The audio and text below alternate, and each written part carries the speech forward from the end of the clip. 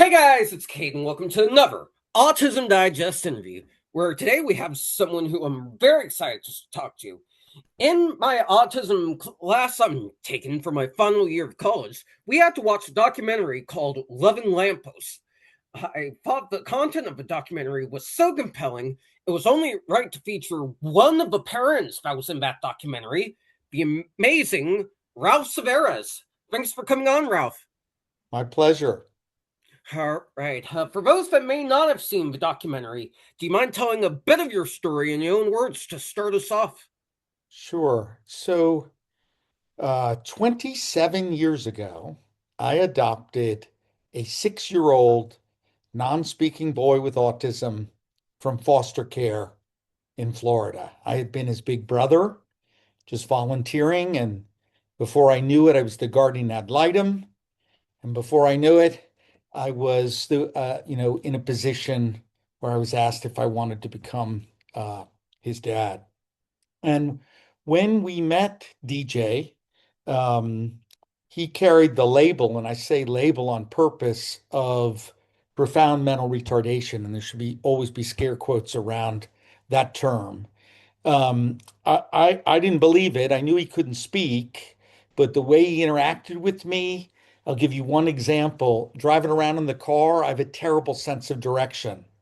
And so often make incorrect turns. And he would tap on the window. He knew exactly where we needed to be going.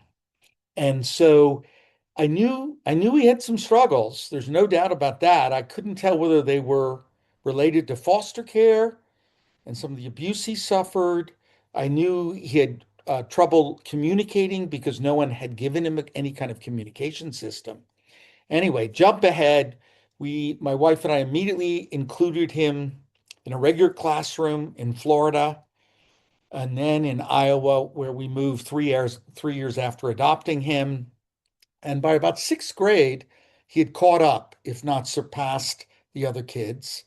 And then by the time he applied to college, he was a straight A student and he was pretty ambitious. We taught him how to be ambitious. That might be my greatest achievement as a parent, is teaching my kid to be ambitious and to think he has every right to be ambitious.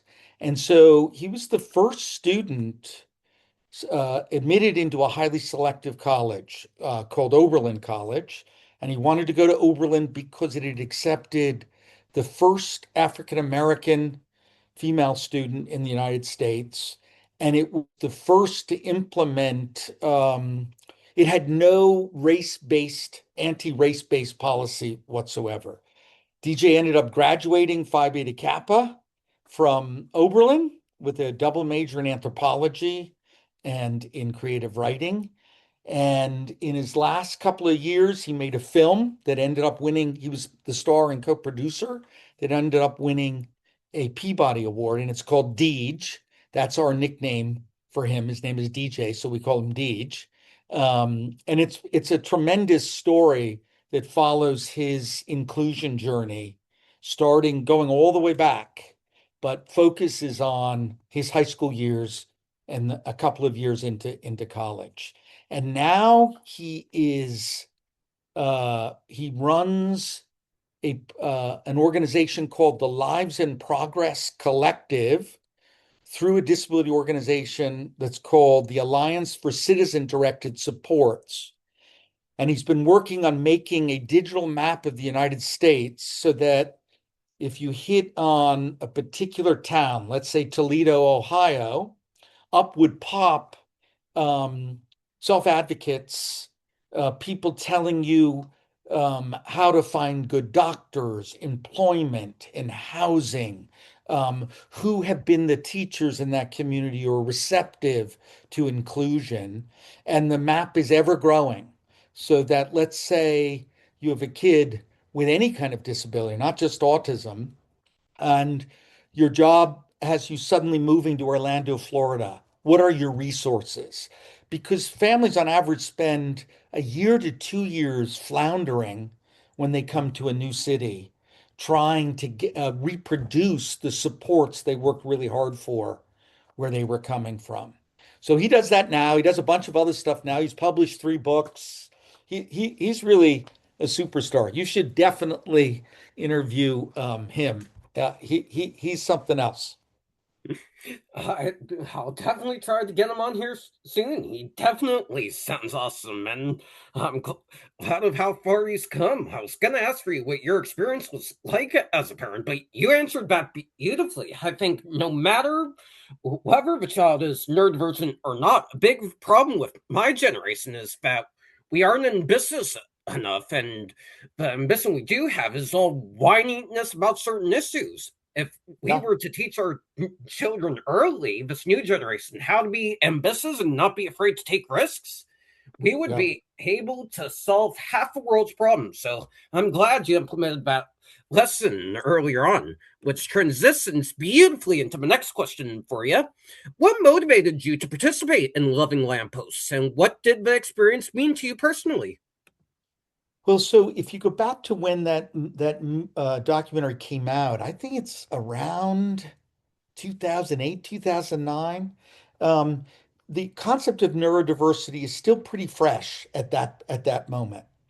And there were a bunch of people in academia, a bunch of autistic advocates who were promoting the idea, but it hadn't fully landed, as it were, in the culture. Now in 2026, oh my God, everybody's heard the term neurodiversity. So I knew some of the other folks who were in the documentary. Dora Raymaker is one of the people that's interviewed, and so I trusted the filmmaker. I talked with him a little bit, and I thought, okay, this is a good opportunity. My son's film wasn't yet out; it was still being shot and then eventually edited.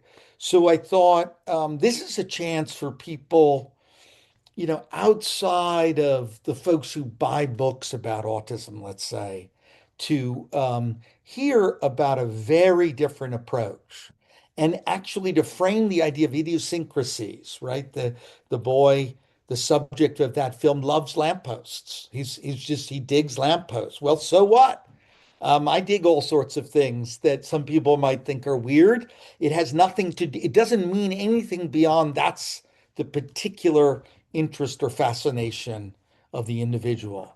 So I think the film, the editor and producer did a really good job. He's a very good documentary filmmaker. I think there's even a shot in the film. I haven't seen it in forever of DJ and me jumping on a trampoline. I built my son when we moved to Iowa an indoor trampoline house because the winters are pretty ferocious in Iowa. And I also knew that it would be a great way for kids in his class to socialize with him. And in the wintertime, we were a magnet for sociality. I mean, everybody, every kid, their parent, because we had a karaoke machine, we had a wood stove, the trampoline's level with the floor, with nets that went all the way up to the ceiling. And DJ is unbelievable on the trampoline. And so, my hunch that it would be great for us to continue jumping because we had a trampoline in Florida, an outside one, um, and my hunch proved correct. And it really became a place where we got to know kids quite well and make friends and talk things through. So, but it was also fun, right? That's if there's a message I had as a parent or a belief was that all sorts of things could be taught while having fun. It should never be a lecture where you're haranguing somebody about what they ought to do. If you could embed learning in activities that everyone would enjoy, bingo, people would lodge pretty deeply in their minds and hearts. Exactly. That's a long-winded answer. I'm a professor, so you got to cut me off if I'm talking too much. It's totally all right. I've interacted with a lot of college professors during my career, so I definitely get that. I love how you brought social out Yeah, I think that's a really great approach to teaching neurotypical children empathy for people's situations. Uh, So it just, I think, there's some really good research in the last 5 to 8 years, and it talks about empathy as a kind of double problem, right? So there's a failure of understanding. Neurotypicals fail to fully understand neurotypicals. So imagining that the problem resides just in one person or kind of person, I don't think is useful. So once you can explain to people, wait a second, we're pretty much the same in fundamental ways, but that we come across as more different perhaps than we are. And so creating situations with fun allow people to begin to understand folks who are different from them in ways that feel organic and compelling. And so I think there's a lot of work to be done. Your podcast is it's crucial, right? But there's also experiential learning that I really think needs to take place. And if you can stage activities that allow different groups to interact with one another dynamically, um, you're going to make a lot of headway in overcoming what is not maybe as much misunderstanding as fear, as stereotypes, is stuff that people get nervous around people who don't seem to be like them. And you can just sort of vault, literally jump over that with experiential learning. Exactly. That's a really great approach. I was going to say, my family was the same way with me when I was in elementary school. We were a huge social, except instead of trampolines, it was Minecraft and technology. My dad was in IT, starting out with a company called Rivera's, and one big thing we would do is have a regular Minecraft gaming session with pretty much Perfect. half kids in elementary school. So I definitely get why we need to implement fun activities like that when interacting with neurodivergent individuals, which transitions into my next question. Doing some research on you before we start recording, I found out you're a professor of literature. How do you think we can incorporate elements of neurodiversity into the world of literature? Yeah, so when when we adopted DJ and we're fighting for inclusion, we confronted some fundamental stereotypes about autistic minds. That if the autistic individual was smart, they were going to be smart in math and science or computers. And there was this idea, and the research has all been disproven that autistic people don't understand metaphor. They have no theory of mind. In other words, fiction that would not appeal to them because they don't know how to inhabit the mind of a character, say on the page. All of that was baloney. I knew it was baloney because I'm at work, I'm a literature professor, and at home I'm reading books with my son, and I'm absolutely flabbergasted by his insights. So, one of the things I started doing as an English professor was writing in the emergent field of disability studies to make these points. And I would hold free workshops, both reading books, but also holding creative writing workshops. I've been reading books with some autistic individuals for 20 years, every Saturday, say, or Sunday. We've read hundreds and hundreds of novels. And in fact, my book from 2018 called See It Feelingly, I read American literature classics with autistic people across the spectrum, including Temple Grandin, who's quite well known. So, and then I'd say in the last 10 years, my son and I have been co-teaching free creative writing workshops to autistic youth who have had difficulties in public schools and giving them instruction, right? Because the other part of this is as a literature professor and as a creative writer, I've published tons of poetry and nonfiction. Um, it's a skill like any other. You know, you don't expect somebody to go to the Olympics who hasn't trained really hard in whatever their event is. And so I didn't want to patronize autistic youth. I wanted to give them a rigorous experience of studying literature and then of trying to write creatively. And so we've been doing this a long time under many auspices, and my son has really taken to teaching. So it's quite a powerful experience for us to do this together, both for us, but also for our students, because they see a non-speaking autistic person using the chat box to teach a course. They see me and they see my son has published 3 books of poems. Yeah, 3 books of poems. So, um, and I really, the idea has taken off. So pretty soon in the next year, the Modern Language Association, which is the professional organization for literature and language professors in the United States, um, uh, and New York University Press, we're publishing an edited collection, and there are essays from neurodivergent people just across the spectrum, every kind of life experience, every angle of entry. And so I think more and more, there are lots of memoirs out there. One thing that has just happened, I don't know whether you saw the article in the New York Times about Woody Brown, a non-speaking autistic youth who types to communicate and also uses a letterboard and pointing. He's got his first novel out called Upward Bound that has received rave reviews. So the more opportunities are offered to autistic folks in creative realms, the more this is going to seem absolutely obvious that, of course, there are autistic people who are really good in the humanities and in the arts. I absolutely agree. I really loved how you touched on how you teach autistic individuals to read through your works.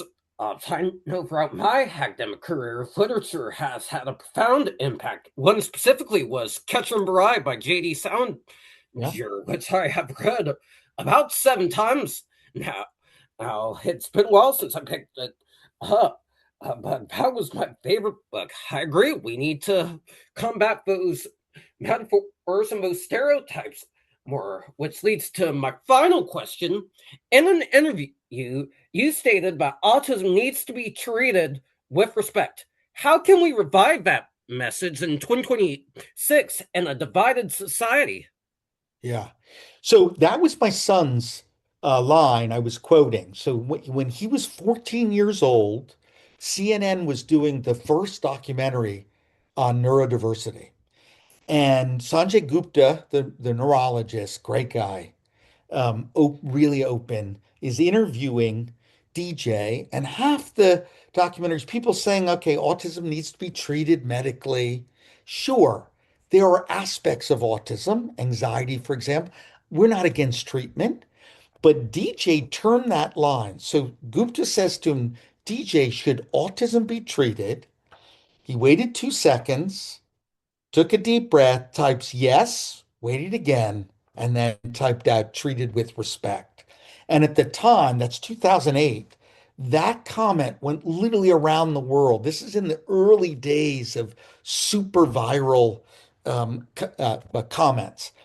So, and I really think DJ understood how to communicate in a medium that wanted something memorable and short. I'm still trying to learn how to do that. He just immediately ascertained that I need something witty and memorable. So treated with respect.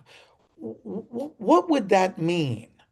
Um, it would mean something very different from a kind of liberal model of diversity that imagines we'll make room for different people, but we won't place them at the center.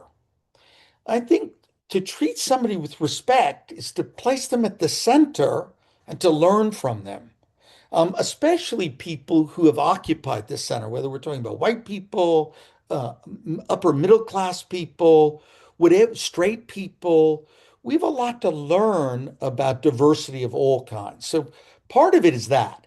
Now, you've asked a really difficult question because politically, we seem to be going backwards in this country where we're undoing um, tremendous progress, let's say, in race relations, and to the point that we're not allowing Black people to tell the horrendous story of slavery, and the wonderful story of civil rights and the like. So, to me, again, thinking cleverly about how to embed a progressive message about respect without necessarily obviously foregrounding it at the outset. I think you can lure all sorts of people who might otherwise be opposed to your politics, right? I think you can lure them in to something like the beginning stage of understanding by embedding that message in clever ways. This is why I think we need artists. We need, media people like you to really be clever about forwarding a message that might get shut down. I'll give you a concrete example. So, as a scholar in the humanities, I've applied and I even won a grant from the National Endowment for the Humanities. Under the Trump administration, you're not even allowed to mention certain words, right? Equity, inclusion, disability, race. These words will automatically disqualify you, and you cannot be funded by the federal government. Well, there are all sorts of writers over the last 500 years who have had to operate in very politically repressive environments. How did they do it? How did they embed their message secretly, partly speaking in code, partly not, to remain alive to their own principles and their own vision? And I think if you look around, you see this more. They're sort of half underground in forwarding the messages of neurodiversity. But the very word diversity right now is a dirty word to people on the conservative right. So these are the terms we must operate in at least for another 3 years. Let's see what happens after that. But I'm not. I have tremendous faith in artists, media people, people who want to think for themselves to figure out how they can traverse this kind of hostile landscape and get their message out. Exactly. That's what we need now more than ever in this country. And I think that's a powerful way to close us off. Anyways, that's going to do it for this interview, guys. Thanks so much to Ralph for coming on and sharing his perspectives. If you guys want to see more amazing interviews, be sure to like, comment, and subscribe to the Autism Digest channel. We are now officially in the 2,000 subscriber range. We appreciate all the support. The more you sub, the more we'll provide powerful content. Pick up our latest issue by going to autismdigest.com and stay tuned for the audio file of this interview to be posted on our Spotify. Thank you so much for watching, and we'll see you in the next one.